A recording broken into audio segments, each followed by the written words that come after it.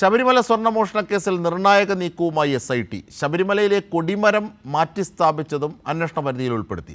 2017 കോൺഗ്രസ് നേതാവ് പ്രയാർ ഗോപാലകൃഷ്ണൻ പ്രസിഡന്റായിരുന്നപ്പോഴാണ് കൊടിമരം മാറ്റിയത്. ഹൈക്കോടതി നിർദ്ദേശപ്രകാരം SITയും ദേവസ്വം വിജിലൻസും അന്വേഷണം ആരംഭിച്ചു. ശബരിമല സ്വർണ്ണമോഷണ കേസിൽ തന്ത്രി കണ്ഠരര് രാജീവരുമായി ബന്ധപ്പെട്ട് പലരിൽ നിന്നായി പ്രത്യേക അന്വേഷണ സംഘം മൊഴിയെടുത്തിരുന്നു. ഈ ഘട്ടത്തിലാണ് കൊടിമരം മാറ്റിസ്ഥാപിച്ചത് സംബന്ധിച്ചുള്ള വിവരങ്ങൾ SITക്ക് ലഭിച്ചത്.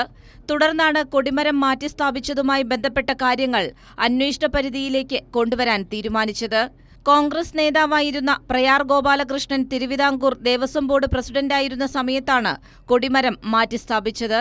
കൊടിമരത്തിൽ ഉണ്ടായിരുന്ന വാജിവാഹനത്തിനും അഷ്ടദിക്ക് പാലകന്മാർക്കും വർഷങ്ങളുടെ പഴക്കമാണ് ഉണ്ടായിരുന്നത്. കൊടിമരം മാറ്റിസ്ഥാപിക്കുമ്പോൾ വാജിവാഹനം തന്ത്രി കണ്ഠരര് രാജീവരെ ഏൽപ്പിക്കുകയായിരുന്നു.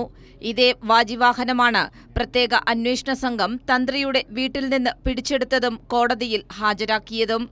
ഹൈക്കോടതിയുടെ നിർദ്ദേശത്തിന്റെ അടിസ്ഥാനത്തിൽ കൊടിമരം മാറ്റിസ്ഥാപിച്ചതിൽ പ്രത്യേക അന്വേഷണ സംഘവും ദേവസ്വം വിജിലൻസും അന്വേഷണം ആരംഭിച്ചു.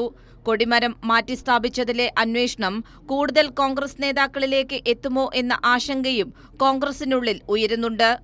കൈരളി ന്യൂസ്, തിരുവനന്തപുരം.